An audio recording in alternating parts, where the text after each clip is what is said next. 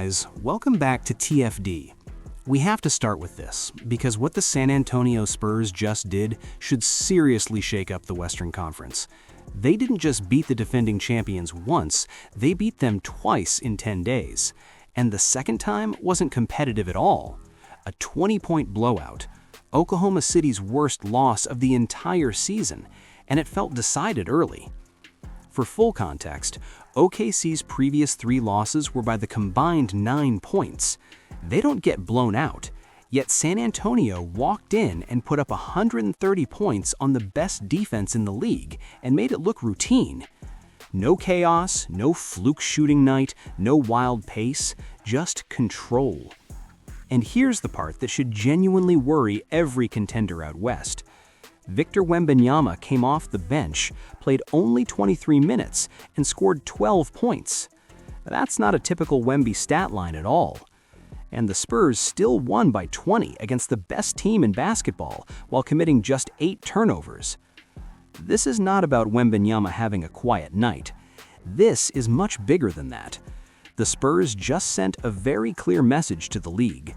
They may have the deepest, most balanced, and most dangerous roster in the NBA. This team is not a year away anymore. They are right here, right now. Over the past few seasons, one truth has become unavoidable in the NBA. If you want to be a real contender, you need depth. Star power alone does not get it done anymore. Oklahoma City has been the gold standard in that area, and that's a big reason why they're the defending champs with the best record in the league. But San Antonio is starting to look like the next team ready to take that crown. The Spurs have 9 players who can give you double figures on any given night. That's an entire rotation of legitimate scoring threats. Against OKC, that depth overwhelmed them. Keldon Johnson came off the bench and dropped 25 points, quietly putting together a 6th Man of the Year caliber season that nobody is talking about. He's gone from an energy guy to a true scoring weapon, and defenses are not prepared for it. Stephon Castle added 24 points, hitting 4 of 6 from 3. The reigning Rookie of the Year is making a serious leap in year 2, and that jumper, the biggest question mark coming into the season, is starting to look real. Harrison Barnes chipped in 20 with calm, veteran efficiency. No wasted possessions, no forced shots. 3 players not named Wembanyama or De'Aaron Fox combined for 69 points against the league's top defense.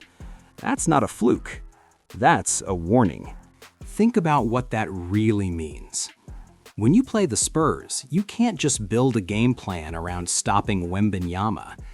You can't only focus on slowing down De'Aaron Fox either, because Keldon Johnson can give you 25 off the bench. Stephon Castle might catch fire from deep, or Harrison Barnes can quietly carve you up for 20 efficient points before you even realize what's happening. You simply can't guard everyone, and the Spurs have everyone. That kind of depth is extremely hard to beat. When your 7th or 8th man can explode for 20, you're not a team that's easily solved. Most nights, you're the one doing the figuring out, because San Antonio has more ways to beat you than you have ways to stop them.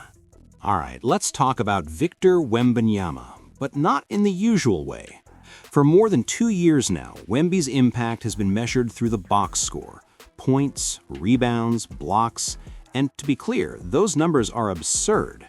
This season alone, he's averaging 24.4 points, 12.3 rebounds, and 3.3 blocks per game. That's generational production.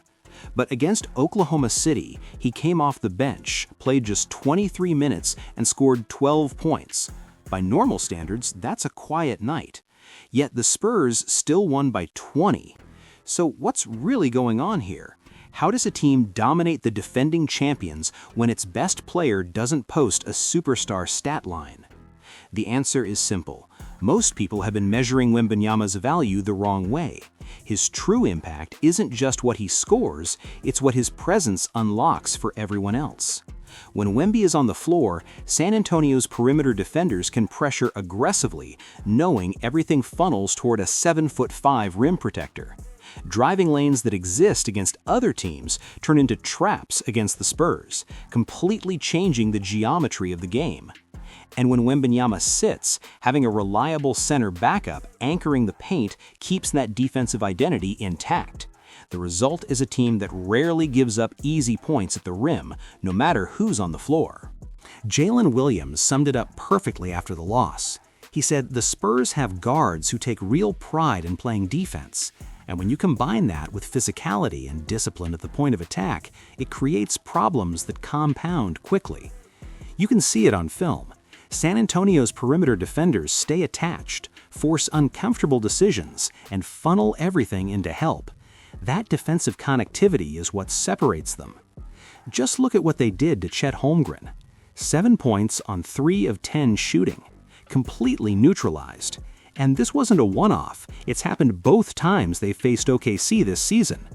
Remember when people were seriously debating Wembanyama versus Chet? That conversation is over. Wembanyama is operating on a different tier, and the head-to-head matchups have made that crystal clear. With Wemby anchoring the paint, the Spurs' interior defense makes it nearly impossible for opposing bigs to find rhythm. Oklahoma City turned the ball over 13 times. San Antonio came away with 10 steals. That kind of defensive pressure doesn't happen without Wembanyama's presence warping the floor. And here's the part that should really worry the league. Wemby doesn't need to score 35 for this team to dominate elite competition. His gravity alone tilts the game. On nights when he does go nuclear, it's almost unfair. There's a familiar narrative around young teams. Exciting, talented, but not ready. Too many mistakes, always a year away.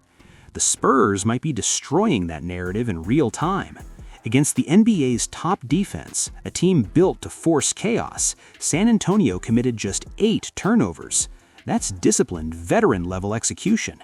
And that's the balance they've nailed. Elite talent, elite control. But it's not just the young talent. You've also got Harrison Barnes, a proven finals veteran who understands exactly what winning basketball looks like. Add in De'Aaron Fox, averaging 22 points and 6 assists, providing steady leadership and calm, clutch decision-making late in games. The young players aren't picking up bad habits. They're learning how to win from guys who've been there before. You can see it in their poise and execution under pressure. That fourth quarter against OKC tells the whole story. San Antonio outscored the Thunder 43-28 and turned a tight game into a blowout. That's not a team that tightens up when the stakes rise. That's a team that knows how to close. 7 straight wins, 2 against the defending champs. The West's best couldn't handle them. But let's zoom out and look at the bigger picture here. The Oklahoma City Thunder own the best record in the NBA. They're the defending champions. Earlier this season, they ripped off a 16-game winning streak and looked untouchable. Every metric, every model, every eye test said OKC was the team to beat. And yet, the Spurs have beaten them twice in just 10 days. The first win snapped that 16-game streak, a gritty 111-109 battle in the NBA Cup semifinals. Close, physical, and controlled. The second meeting wasn't close at all, a 130-110 blowout, OKC's most lopsided loss of the entire season. That wasn't luck, that was a statement. Even shy Gilgeous-Alexander sees what's happening. When asked if the Spurs could become a rival, he didn't dismiss it. He said, possibly, then followed it up with real respect, calling them young, talented, and a team that plays the right way. That's not trash talk. That's acknowledgement from the best player on the best team in basketball. What San Antonio has done is expose something real. They've shown OKC can be beaten, not just in tight games, but dominated by a team that defends, shares the ball, and overwhelms you with depth. The numbers back it up. San Antonio finished with 34 assists to OKC's 23, shot better from 3, and lived the free throw line while the Thunder barely got there. Across the board, the Spurs were better. Now there's a Christmas Day rematch in Oklahoma City. If the Spurs win that one, it's 3 straight against the defending champs in under 2 weeks. At that point, we're not talking about a hot streak, we're talking about a potential power shift in the Western Conference. The Spurs have made their message clear this season. Depth wins. 9 guys who can hurt you, a generational talent who elevates everyone without hijacking possessions, veterans who keep the group steady, and a defensive identity that travels. This isn't a team building towards something. They may have already built it, and they're proving it against the best competition in the league. And if you enjoyed this video, make sure to hit that like button and subscribe for more. If you made it all the way to the end, drop a comment down below. I appreciate every one of you. Wishing you all a very Merry Christmas. Sending a big hug. And positive vibes from my side to yours. Stay safe, take care, and I'm out.